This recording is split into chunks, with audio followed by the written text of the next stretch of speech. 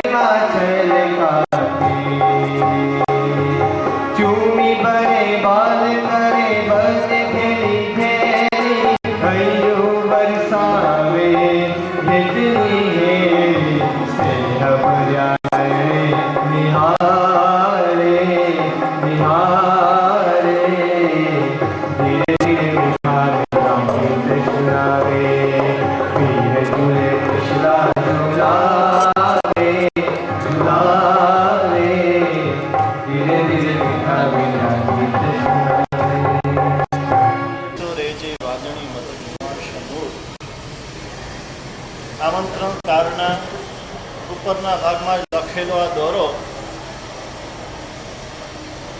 આપણા સૌમાં બહુ પ્રસિદ્ધ છે. વાત તો બહુ મજાની કરી છે.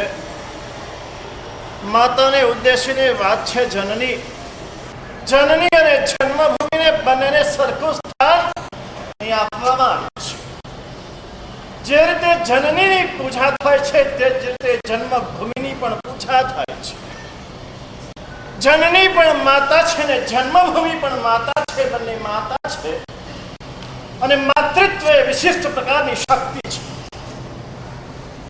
માતૃત્વ શક્તિ જેવી શક્તિ આ દુનિયામાં બીજી કોઈ નથી. આ દુહો વાંચતા વાંચતા જયારે લખ્યો ત્યારે મારા મનમાં એક પ્રશ્ન થયો, ઘણા વખતથી હતો. વાત તો મજાની લખી છે. જન્મી જણ તો ભક્તજન કા દાતા કા સુર, કા દાતાને જન્મ આપશે કે કલ્પેશ શાહ જેવો દાતા હોય એક ક્ષણમાં પોતાના સહધર્મિકોના દુઃખોથી દ્રવિત થઈને એક સાથે 50 કરોડ રૂપિયાનું દાન છાયે કરી એવા દાતાને છંગે અને કાતો એવા શુરવીરને જન્મ આપશે. આજે 2 ઓક્ટોબર છે, ગાંધી જયંતિ છે. ગાંધીજી જેવા શુરવીર વર્તમાન સમયમાં બીજા કોઈ નથી. ગોળીઓની બોછારની વચ્ચે, તોપોના નાળછાની વચ્ચે ખુલ્લી છાતીએ એની સામે ઉભા રહી જનાર ગાંધીજીને પુતળીબાઈએ જન્મ આપ્યો. આજે ગાંધી જયંતિએ ગાંધીજીને યાદ કરીએ એના કરતા વધુ પુતળીબાઈને યાદ કરવા જરૂરી છે કે જે માતા પુતળીબાઈએ મહાત્મા ગાંધીને જન્મ આપ્યો. જન્મ આપ્યો એટલું નહીં, જન્મની સાથે સાથે સંસ્કાર પણ આપ્યા આપણે સૌ જાણીએ છીએ. ગાંધીજી જ્યારે વિલાયત જવા માટે તૈયાર થયા ત્યારની વાત. માતાએ એક જ વાત કરી ગાંધીને કે બેટા તું જા ભલે જા, પણ એની પહેલા નક્કી કરીને જા. શું નક્કી કરવાનું છે કે 3 નિયમ તારે લેવાના છે. સૌથી પહેલા દારૂ, માંસ અને સ્ત્રી સંગ, આ 3 ના તું નિયમ લઈને જા. ગાંધીજીએ કીધું કે માતા હું તમારી વાત સ્વીકારું છું. તો કે ના, એમને હું નહીં માનું. આપણા સ્વામી તે વખતે જૈન સાધુની પાસે ગાંધીજીને બાધા લેવડાવી છે. બેચરજી સ્વામીજી પાસે તમે ગાંધીજીની આત્મકથા વાંચી હોય તો તમે જૈનો તો વાંચતા નથી. કોઈ કે જૈનોએ ભગવાન મહાવીરનું જીવન વાંચવાનું હોય, ગાંધીજીની આત્મકથા ન વાંચવાની હોય ભાઈ, બરાબર ને? પણ ગાંધીજીએ પોતાના જીવનમાં સત્યને જે સ્વરૂપે ઉતાર્યું હતું અને સત્યને જે રીતે જીવ્યા હતા તે રીતે જીવવાને માટે ગાંધીજીની આત્મકથા સત્યના પ્રયોગો એમને નામ આપ્યું છે. અને દરેકે દરેક વ્યક્તિ અવશ્ય વાંચવી જ જોઈએ. એનું 11મું પ્રકરણ વિલાયતની તૈયારી, એમાં 35મા પાના ઉપર બરાબર છોઈને જો આ વાત લખી છે. બેચરજી સ્વામીની પાસે માતા એને લઈ ગયા દીકરાને અને આ 3 નિયમ લેવડાવ્યા. માતાના દિલમાં પોતાનો દીકરો વિલાયત છે ને સુખી થાય તો સારી વાત છે, પણ આ ભારત દેશની માતા હતી. આ ભારત દેશની માતાને પોતાનો દીકરો માત્ર સુખી થાય તેટલું જોઈતું નથી. સુખી થાય તેની સાથે સાથે સંસ્કારી રહે, પોતાના સ્વધર્મને પણ સાચવે અને બીજાને પણ સુખી કરે તે વાત એના મનમાં હતી. માટે સૌથી પહેલા 3 નિયમ એમને લેવડાવ્યા. ગાંધીજીને જન્મ આપવા માટે પુતળીબાઈની જરૂર છે. શિવાજીને જન્મ આપવાને માટે જીજાબાઈની જરૂર છે. શ્રી કૃષ્ણને જન્મ આપવાને માટે દેવકીજીની જરૂર છે. શ્રી રામચંદ્રજીને જન્મ આપવાને માટે કૌશલ્યાની જરૂર છે. ભગવાન મહાવીરને જન્મ આપવાને માટે માતા ત્રિશલાની જરૂર છે. અને વર્તમાનમાં એક યુગ પુરુષને જન્મ આપવો છે. ભગવાનને જન્મ આપતા પહેલા ભગવાનની માતાએ આ પૃથ્વી પર જન્મ લેવો પડે છે. ભગવાનની માતા જન્મ નથી લેતી તો ભગવાનને જન્મ આપી શકાતો નથી. કોઈ પણ ભગવાન માતાની કુક્ષીથી જન્મ લીધા પછી જ ભગવાન બને છે. શું મહત્વ છે આ વાતનું એ વાત સમજાવવા તમને કહું છું. આ કોઈ સામાન્ય વસ્તુ નથી.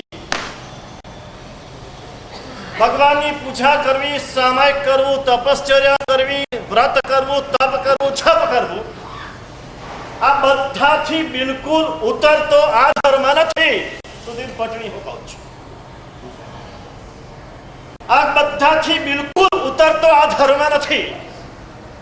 એક દ્રષ્ટિને એક અપેક્ષાએ કહીશ તો આ બધા કરતા ચઢિયાતો ધર્મ હોય તો આ ધર્મ છે કે યુગ પુરુષને મારે જન્મ આપવો છે. તમારા કેટલાય સ્વાર્થને તમે છોડશો ને ત્યારે તમારા મનમાં એ વિચાર પણ આવશે કે મારે યુગ પુરુષને જન્મ આપવો છે.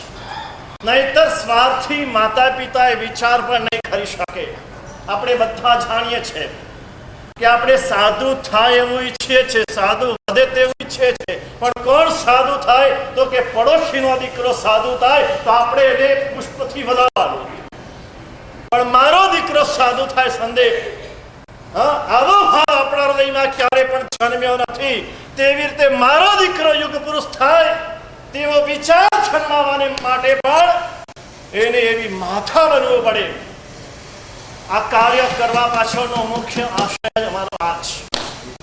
અમારે તમને નહીં, અમારે એવી માતાઓને પેદા કરવી છે કે જે માતા એવા વીર પુરુષ શિવાજીને જન્મ આપે કે જેણે યુદ્ધ ભૂમિમાં અને રણભૂમિમાં પણ પોતાના પતિ શાહુની સાથે સાથે રહીને એને વીરત્વના સંસ્કાર આપ્યા છે, એને શૂરવીરપણાના સંસ્કાર આપ્યા છે કે બેટા આ મોગલોથી આ તાઈઓથી આ રાષ્ટ્રનું આ દેશનું રક્ષણ કરનારો થજે. તારો સ્વધર્મ પણ બજાવજે અને રાષ્ટ્ર ધર્મ પણ બજાવજે. આ સંસ્કાર રોજે રોજ એ શિવાજીને આપ્યા છે. જન્મ્યા પેલા 9 મહિના આપ્યા છે. અરે 9 મહિના પહેલાથી આપ્યા છે. મનમાં સંકલ્પ કર્યો છે. એક વાત સમજવાની બહુ જરૂર છે. આ કાર્ય માત્ર ગર્ભધારણા થયા પછી શરૂ થતું નથી. આ કાર્યની શરૂઆત ક્યારથી થાય છે ભાઈ? એસપી ચંદ્રકાંતભાઈ, આ કાર્યની શરૂઆત ક્યારથી થાય? એ પૂર્વના જન્મના સંસ્કાર તો લઈને આવ્યો, પણ આ જન્મમાં ક્યાંથી શરૂઆત થાય? આ જન્મમાં એના લગ્ન થાય તેની પહેલાથી. લગ્ન પછી પણ નહીં, એના લગ્ન થાય તેની પહેલાથી વર અને કન્યાની પસંદગી કરે ત્યારથી આ 16 સંસ્કારના કાર્યનો, એમાં પણ ગર્ભ સંસ્કારના કાર્યનો પ્રારંભ થાય. સૌથી મુખ્યમાં મુખ્ય આધાર હોય તો આની ઉપર છે વર કેવો છે, કન્યા કેવી છે. બીજ અને રજ બંનેનો આધાર વારસાગત સંસ્કારો. કોના ઉતરી આવશે? વર પક્ષના 7 પેઢી જુએ, કન્યા મોસાળ પક્ષની 4 પેઢી જુએ. કન્યાના પણ મોસાળ પક્ષની 4 પેઢી જુએ, વર પક્ષની 7 પેઢી જુએ. બધા જ પૂર્ણ આરોગ્ય વાળા હોવા જોઈએ, બધા જ દીર્ઘ આયુષ્ય વાળા જોઈએ, બધા પૂર્ણ પંચેન્દ્રિય વાળા જોઈએ, એ બધા જ સુંદર રૂપ વાળા જોઈએ, એ બધા જ ઉત્તમ ગુણ વાળા જોઈએ. આ વારસાગત સંસ્કારો ઉતરી આવેલી વ્યક્તિ, અને એ વ્યક્તિ એ વર અને કન્યા, હા, એ બેનું જોડાણ થાય અને એમાંથી જે પુત્ર રત્નની પ્રાપ્તિ થાય. આપણે જાણીએ છીએ ખેતરમાં ઉત્તમમાં ઉત્તમ ધાન્ય પકાવવાનું. હજી બાબતમાં ખૂબ સંશોધન થઈ રહ્યું છે. બહુ મોટું, બહુ સારું, હા, ઉત્તમ શ્રેષ્ઠ ધાન્ય પકાવવા માટે સંશોધન કરીને સારામાં સારું ધાન્ય ઉત્પન્ન કરવામાં આવ્યું છે. સારામાં સારી ઔષધિઓ ઉત્પન્ન કરવામાં આવી છે. સારામાં સારા અશ્વ પેદા કરવામાં આવ્યા છે.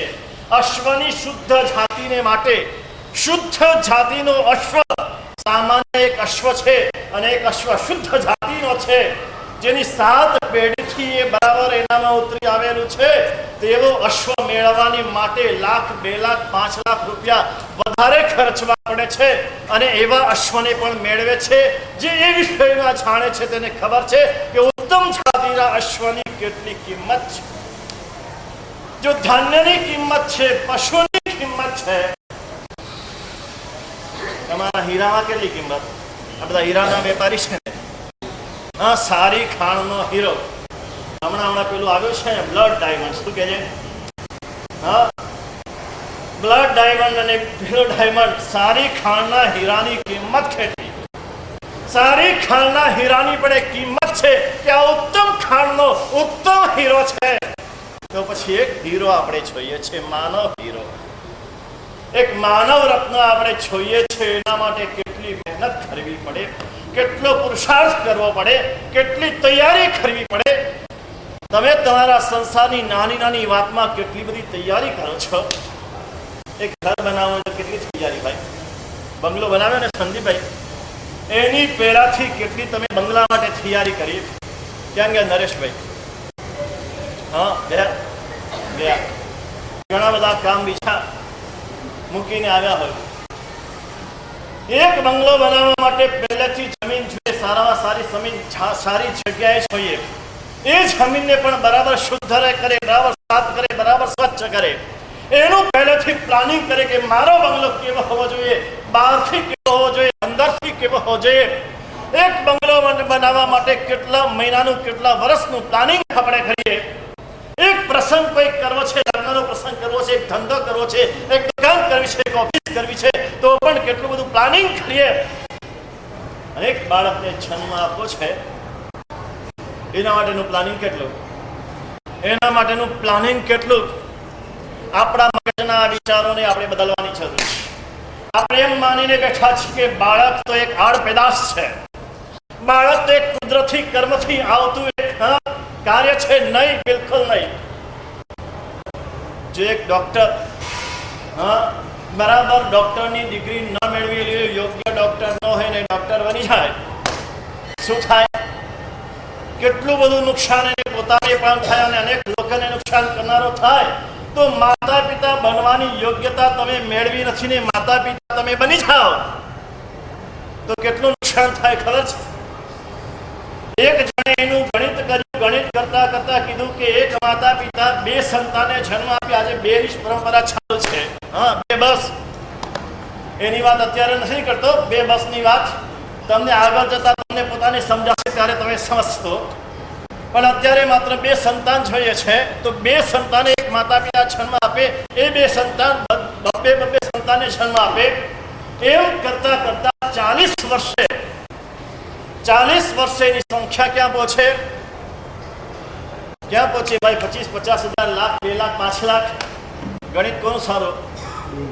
એસપી શાહ તમારું ગણિત સારું ને ભાઈ? સુરતમાં એમ કહેવાય કે એસપી શાહ જેવું ગણિત આખું ગણિત થઈ નો નહીં. હા, ક્યાં પહોંચે ભાઈ? ક્યાં પહોંચે? કેટલા લાખે પહોંચે? 40 લાખ. તમારી એક ભૂલ 40 લાખ વ્યક્તિ સુધી એ ભૂલ ચાલે. અને તમે જો સારા સંસ્કાર આપ્યા, સારું કામ કર્યું, તો ભવિષ્યની 40 લાખ વ્યક્તિ સુધી એનો લાભ પણ તમારો મળ્યા કરે. આ કામ આ એક ગર્ભ સંસ્કાર કરે છે. આપણે ત્યાં જન્મનાર એક વ્યક્તિ, આ ભારત દેશમાં જન્મ લેનાર એક વ્યક્તિ ગર્ભ સંસ્કાર પૂર્વક જ જન્મ લેતી હતી. કેટલાકના મનમાં એવો પ્રશ્ન થશે કે ભૂતકાળમાં એવા મહાપુરુષો થઈ ગયા, હા, તો પછી એમને આ ગર્ભ સંસ્કાર ક્યાં કર્યો, કેવી રીતે કર્યો? ભારતની ભૂમિમાં, ભારતની માટીમાં, ભારતના લોહીમાં આ ગર્ભ સંસ્કાર વણાયેલો હતો. માટે આ કોઈને કહેવાની, જાહેરાત કરવાની જરૂર નથી. માટે જ આ શાસ્ત્રોએ લખ્યું છે, જૈન શાસ્ત્રો, આપણા આગળનો કલ્પસૂત્રમાં, ભગવતી સૂત્રમાં, રાયપણે શ્રેણી સૂત્રમાં, આચાર દિનકર ગ્રંથમાં 3 તો મૂળ આગમ ગ્રંથો, એમાં 16 સંસ્કારની વાત છે. આચાર દિનકર ગ્રંથમાં વાત છે. અને હમણાં જ ભાઈ પુસ્તક મળ્યું અરહન નીતિ, કલિકા સ્વરૂપને હેમચંદ્રાચાર્ય ભગવાન, અને એમણે આ 16 સંસ્કારની વાત બહુ વિસ્તારથી આની અંદર કરી છે. શા માટે આપણા આચાર્યોએ આની શા માટે કરી? અને હું કહું છું કે આપણા સાધુ આની વાત બોલતા આજે કેમ ગભરાય છે? કલ્પસૂત્રમાં આપણે વાંચી શકીએ છીએ, બધાની વચ્ચે કહી શકીએ છીએ કે માતા કૃષ્ણએ આવું કર્યું, આવું આચરણ કર્યું, અને આવું આચરણ તમારે સૌએ કરવું જોઈએ. જો કલ્પસૂત્રમાં પર્વાદિરાત પરિષદ પર્વની અંદર પણ આપણે કહી શકતા હોઈએ, તો આ વાત એક શ્રેષ્ઠ સાધુ નિર્માણ કરવાની માટે, એક શ્રેષ્ઠ સાધ્વી નિર્માણ કરવાની માટે, એક શ્રેષ્ઠ શ્રાવક અને શ્રાવિકા નિર્માણ કરવાની માટે આના સિવાય બીજો કોઈ આજે રસ્તો નથી.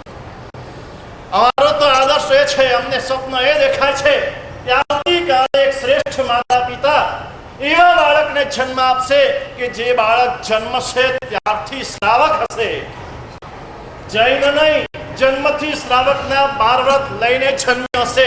હમણાં તમારી સામે એક બાળકને રજૂ કરીશ, હાજર હશે તો. માત્ર 2.5 વર્ષનો બાળક છે. એની માતાએ 9 મહિના દરમિયાન નવસ્મરણ પૂરેપૂરા એને સંભળાયા છે.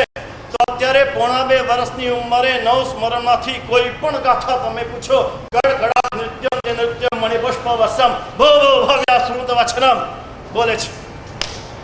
અભિમન્યુ જો 6 કોઠાનું જ્ઞાન મેળવી શકતો હોય, હા, તો આજનો તમારો બાળક તમે એને જે શીખવાડો તે શીખી શકે તેમ છે.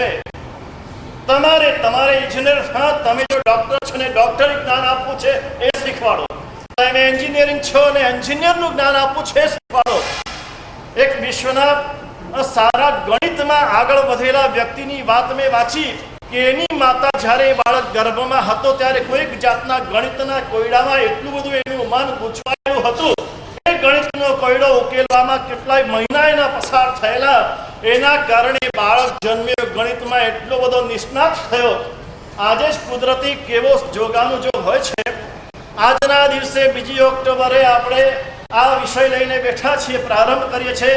અને ગુજરાત સમાચારની પૂર્તિમાં અગોચર વિશ્વ નામનો જે લેખ, એમાં દેવેશ મહેતાએ આ લેખ લખ્યો છે આના માટે. એમાં એણે બધા ફોરેનના દાખલા આપ્યા છે. આપણે એમ કહીએ કે આ બધી શાસ્ત્રોની વાત છે, શાસ્ત્રોની વાત માત્ર નથી, આજે પણ આ વિજ્ઞાન એટલું જ જરૂરી છે. એણે બધા ફોરેનના દ્રષ્ટાંત આપ્યા કે એક માતા પિતાને 22 સંતાન હતા. કેટલા? 22 સંતાન, અને 22 ને શ્રેષ્ઠ એને બનાવવા હતા, ને શ્રેષ્ઠ બનાવવા ગર્ભ સંસ્કાર કર્યો. તો એમાંથી 22 માંથી 4 રાજદૂત થયા, 2 સેનાધ્યક્ષ થયા, 5 રાજ્યના મંત્રી થયા, અને 11 રાજ્યપાલ થયા. 22 સંતાન ઉત્તમમાં ઉત્તમ ભાગ્યા. પછી બીજા જે છે એને 8 સંતાન હતા, એ ડોક્ટર હતા, એને બધાને ડોક્ટર બનાવતા, તો 8 નિષ્ણાત ડોક્ટર બન્યા. પછી એક માતા છે એને પોતાના સંતાનને સંત બનાવતા, તો એના 5 સંતાન થયા. 5 ખ્રિસ્તીમાં ઊંચામાં ઊંચા સંત થયા, અને 5ના નામે આજે અલગ અલગ દેવળ છે, તેવા પ્રકારના મોટા 5 સંત થયા. મદાલસા માતાની વાત હિન્દુ ધર્મશાસ્ત્રમાં આવે છે. મદાલસા માતાને પહેલા 3 સંતાન જે થયા ને, મદાલસા એને એવા ઉત્તમ સંસ્કાર આપ્યા. કેટલીક વાર ઓવારી જવાનું મન થાય, આવી માતાઓ ઉપર ધન્ય છે આ માતાને. ગૌતમ સ્વામી ભગવાનના રાસમાં કીધું, ધન્ય માતાજીને ઉદરે ધર્યા, ધન્ય પિતાજીને કુળ અવતર્યા, ધન્ય સ્વગુરુ જેણે દીઠિયા. એ માતા પિતા અને ગુરુના કારણે એવા ઉત્તમ સંતાનો, ઉત્તમ મહાપુરુષો થાય છે. મદાલસા માતા પોતાના સંતાનને શું શીખવાડતી હતી, એને હાલરનું ગાય ત્યારે શું કહેતી હતી? શુદ્ધો